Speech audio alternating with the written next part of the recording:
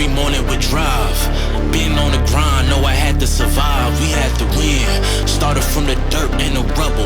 I had to be the needle that was popping your bubble.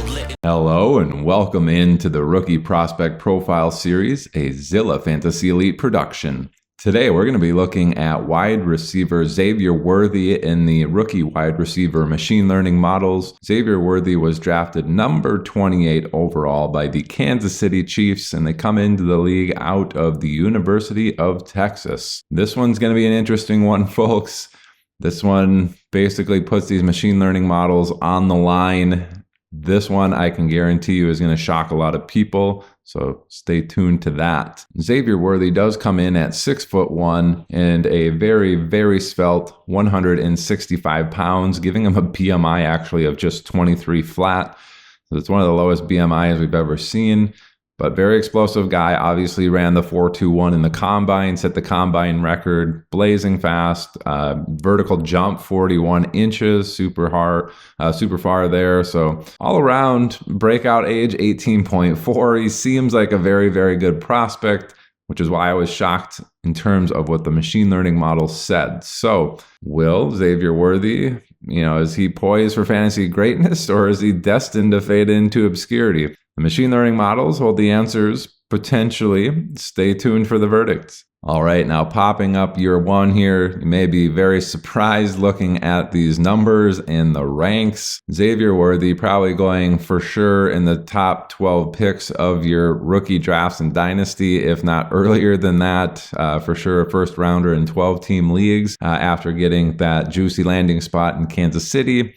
But the machine learning model, for whatever reason, does not like Xavier Worthy's profile. As a matter of fact, only one person that was drafted in day one or day two was worse than Xavier Worthy in the machine learning models, and that was Luke McCaffrey. So Xavier Worthy actually, out of the 16 wide receivers drafted in the first 3 rounds, second worst profile according to the machine learning model here in year one. So minimum all the way down at 0.74, ranked number 18 overall. The mean and median, 4.93, 4.80, not super good. If you're drafting a guy in the first round of your dynasty draft, you certainly don't want him scoring 5 points per game, but that's the average outcome from the machine learning models here for Xavier Worthy, number 18 and 17th in the class there. 75th, 90th percentile, 6.12 and 7.28 fantasy points per game. Starting to increase the rankings there, 15th and 16th overall respectively. And then the maximum output still up there pretty decently at 13.24. Number 9 in the class there in terms of potentially his max output in year one. Again, he was a 5th drafted wide receiver, 9th here in the maximum output, but really on that low end, it's saying, hey, his low end could be super low. That's what it's seeing in his particular profile. And how confident is it in his particular profile? Well, the lower those overall scores are in general, the worse the CVs are going to be. His standard deviation was at 1.8, which was 32nd in the class. So, 32nd highest one. The CV at 36.5% was ranked 29th. So it's not super confident, or it's saying that there's a lot of variance in this particular profile. And as you can see, the 10th and 25th percentile, he's ranked 21st there. And then his maximum output ranked number 9. So it's got a wide variety of outcomes for Xavier Worthy in year one. I just found it super interesting when I plugged in the numbers. I thought this guy was going to blast off, and it just dudded. So what does that look like? What are those fantasy points, the 5 points for the mean and median, and that 13.24, what's that look like in history? All the rookie wide receivers in the last 11 years. Well, I'll tell you, there's a lot of people that are hanging around the 5 range at exactly 5. Vincent Smith, if you ever remember him, I think it was a Jets wide receiver at 5. Zay Jones at 5. Deontay Burnett, 4.9. Equinemius St. Brown, 4.9. Donovan Peoples-Jones, 4.87. Chris Conley, super freak athlete, sitting at 4.8. Same with Jalen Strong, Kelvin Harmon, Albert Wilson, Darius Johnson, DeAnthony Thomas, all at 4.7. So hovering right around that range. Slightly above that, Tyquan Thornton, last year, 5.1. Olamide Zacchaeus, 5.1. JJ Nelson, 5.1. Quintez Cephas, the Lions wide receiver, 5.15. Paul Richardson, 5.2. Marquise Goodwin, maybe a little comp there. Marquise Goodwin, super fast, 5.2 in his rookie season. Marcel Aitman, 5.2. So that's roughly the people that this particular model is comparing to for the average output. Looking at that maximum at 13.24, what does that look like? Hey, if this guy hits his ceiling in year one, 13.24 would put him at like the 22nd best overall. Rashee Rice last year, 13.28. Chris Olave in his rookie season, 13.21. Jordan Addison, 13.02. Martavis Bryant, if you remember his rookie season, 13. Kelvin Ridley, 12.9. Zay Flowers, 12.9. So a lot of rookies from last year in there.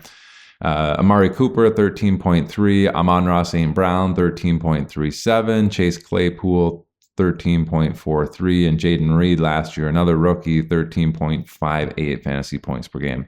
So really saying, hey, if Xavier Worthy hits his ceiling outcome in, we're going to simulate 1,000 times in his rookie season, the best outcome, he's going to probably be in that Rashee Rice, Chris Olave, Amon-Ra St. Brown, Jaden Reed pool. An average outcome, though, you're looking more at like Zay Jones, Donovan Peoples-Jones, Equanimeous St. Brown, which is the wrong St. Brown that you want to be compared to, Marquise Goodwin, guys like that. So does he improve at all in year 2, year 3, year 4? Well, you should stick around to find out. So looking at the year 2 model, we can see that he does improve a little bit here. We have his minimum down at 3.64 fantasy points per game, actually the 7th best in the class. So we're starting to see a little bit of improvement here. 10th and 25th percentiles are the 9th and 11th ranked ones. Looking at the mean and median, those are both ranked 10 in the class at 8.16 and 8.08 fantasy points per game, respectively. And then as he progresses there into the maximum, he's actually kind of falling outside of the top 10. Again, they're at 12 overall at the maximum at 13.63. So mean, median, a little bit better now. We're getting up to 8.16, 8.08. We are seeing improvement from the 4 sub 5 that we had in year 1. So you can see I'm improving into year 2. Minimum there at 3.64, as I said. Getting into that maximum 13.63. Not too bad, but again, if you're drafting this guy in your first round, maxing out at 13.63 is probably not going to be what you were hoping for out of your first round draft pick, and certainly not the hype that he's getting, thinking that he's just going to be this monster explosive player. And if you think about it, Travis Kelce just signed a 2-year agreement there. He's probably going to be there for another 2 years. That's going to block a lot of targets for him. Marquise Brown's there this season. I think he's probably a little bit better than Xavier Worthy at this point.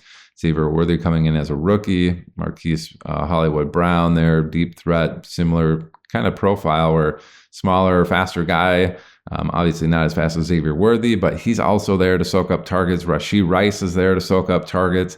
I just think there's a lot of target competition, and if you think about that, that year 1 score maybe makes a little bit of sense for Xavier Worthy, which is why I'm kind of excited to see how this machine learning thing turns out for him. He's going in the first round. People have high hopes. Machine learning model, and maybe just looking at his current situation suggests maybe that's a little bit too rich for your liking. It's a little bit too risky for my liking based off of all this as well. But that 8.16, 8.08 in year 2, his median outcome, what does that look like? Who's around there? And then again, that maximum at 13.63, what does that look like? Getting into the median aspect, we actually see quite a few receivers right at 8 points per game. Even Anthony Miller, Devontae Adams in his second year is at 8 fantasy points per game. Justin Hunter, if you remember him, Josh Dotson, not a guy that you want to be compared to, but they all came in at 8 flat. Just below that, Laviska Shenault in his second year, 7.94. Gabe Davis, 7.87. Donovan Peoples-Jones again, 7.84. Corey Brown, 7.4. Paris Campbell, 7.35. Jahan Dotson, 7.34. Getting a little bit above that 8 range. Mecole Hardman, 8.01. Marcus Wheaton, 8.2. Hunter Renfrow, 8.23. Josh Reynolds and Tyler Lockett both at 8.3. And then Jerry Jeudy and Auden Tate both at 8.5. So that's kind of where it's seeing him in year 2 in terms of his median outcome, getting up to that 13.6 range for his maximum output. What does that look like? It's inside the top 40 all time in terms of year 2 scores, but again, if you're taking this guy in the first round, that's probably not what you're hoping for. Darnell Mooney, 12.92. Christian Kirk and Cameron Meredith, 12.8. Sterling Shepard, 13.1. Tyrell Williams, 13.6. Kenny Golladay and John Brown, 13.8.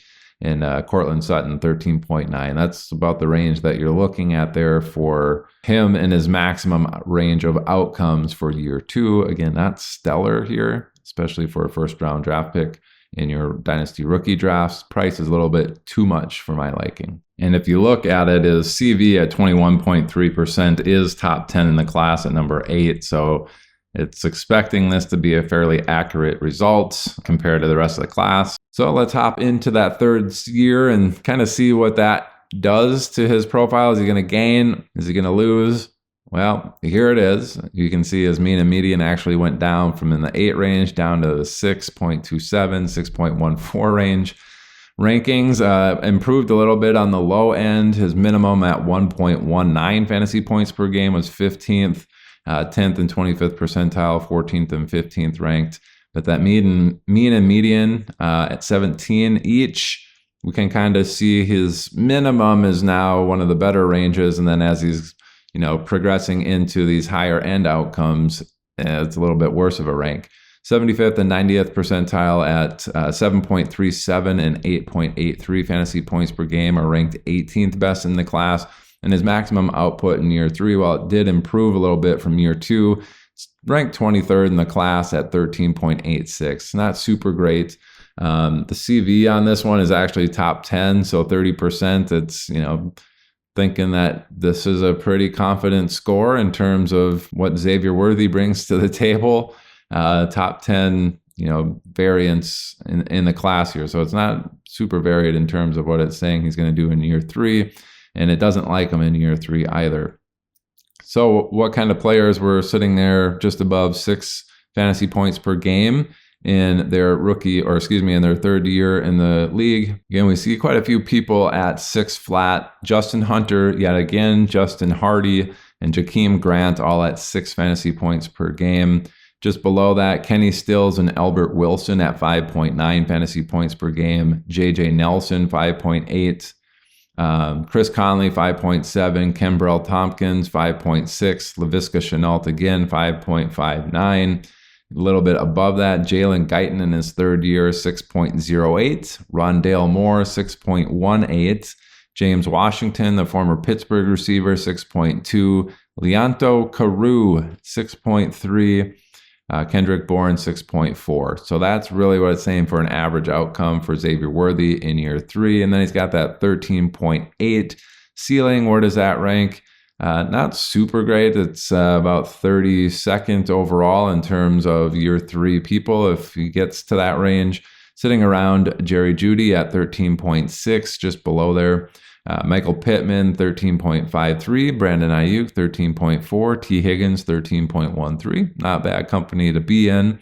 A little bit above that, DJ Moore at 14.1. Marquise Brown, who I compared him to earlier, and I've heard other people comp him to Marquise Brown as well, 14.14. Jalen Waddle, 14.19. Also probably a similar style in terms of being super fast and a little bit smaller of a wide receiver, or slighter of a wide receiver.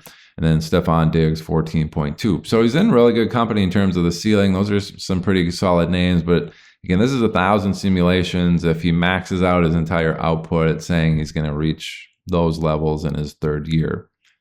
All right. We've gone through 3 years. It's not been great. CV for year 3 was top 10 in the league. So what does year 4 look like? Again, much of the same compared to year 3. Rankings are getting slightly better just because other people are dropping down in year 4. But minimum at 1.10 fantasy points per game, rank number 18. And then you're pretty much sandwiched between rank 11 and rank 13 for everything between the 10th and 90th percentile. Your mean and median at 6.58 fantasy points per game and 6.51 fantasy points per game. A little bit lackluster there. And then he maxes out at 12.98, which is the 19th best maximum output for year 4. Standard deviation 2.31, 29th ranked, and his CV 35.1% is the 19th best in the class. So a little bit more variable on his year 4 output, which you kind of see his charts there spread out a little bit. It's a little bit fatter of a peak. A number of predictions kind of max out at about 40. The ones that are super confident in the veteran models. So if you get into these veteran models, they're a little bit more accurate than the rookie models, just because NFL data is way more accurate than pre-NFL data. Those can get upwards of 100 on some of the best CVs in the models there. They get close to 100 predictions for their best or most common prediction out of those 1,000. Basically 10% of them come into one particular area. Anyway, year 4, what does it look like? 6.5 fantasy points per game. Who is hitting that in their 4th season in the league? We have Illuminate Zacchaeus, yet again, 6.47. Dante Moncrief, 6.4. Marquise Goodwin, yet again, 6.4. The model really liking him to Marquise Goodwin. I think that's probably a pretty good comp in terms of his play style. I think I am not too sure what Marquise Goodwin looked like in his college tape or, his college numbers, but I'd have to look that up to see if that's a pretty solid comp for speedy wide receiver here in Xavier Worthy. Just below that, we've seen Justin Hunter's name at 5.9. Russell Shepard, 5.8, couple at 5.7. That's Jordan Matthews and Chris Conley yet again. Devontae Parker, 5.5. Nick Williams, 5.5. Just above that, Nick Westbrook-Akini, 6.07. Isaiah McKenzie, 6.22. Tajay Sharp, 6.3. And Marquise Goodwin, Dante Moncrief there at 6.4, as I had mentioned before. And a little bit above that 6.5 range, we have DeMarcus Robinson, 6.7. Bruce Ellington, 6.9. John Brown, 7. Greg Dortch, 7.07. Philip Dorsett, 7.4. KJ Osborne, 7.5. That's kind of the range where it's saying his medium output would be. And then getting into that maximum output, the 12.98. How good is that? Well, it's just above Deebo Samuel in his 4th season. Deebo had 12.95, which was the 29th best overall in terms of year 4 people in the model. Just below that, Jacoby Myers, 12.87. DeAndre Hopkins, 12.3. Keenan Allen, 12.3. Christian Kirk, 12.21. Will Fuller, 12.2. Adam Humphries, 11.8. And then just a little bit above that mark, Marquise Brown, 13.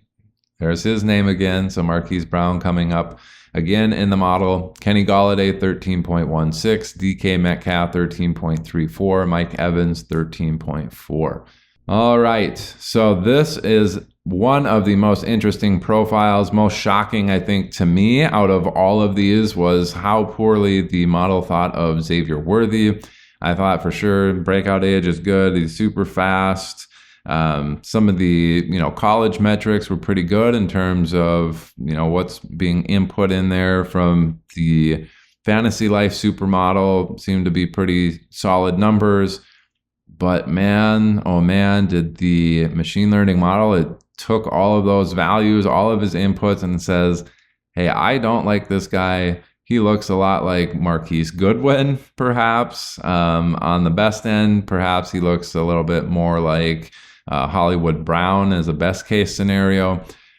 That's all I can tell you about how it's outputting Xavier Worthy in the machine learning model. It's certainly a lot lower than I was previously. I am going to adjust my rankings of him a little bit based off of this info. I tried to kind of delve out why it didn't like Xavier Worthy so much by looking into some of his inputs and what that might mean. I couldn't partake anything out of there that would suggest why it doesn't like him. But again, it's taking all these 1,000 simulations. It does the same thing to every single wide receiver.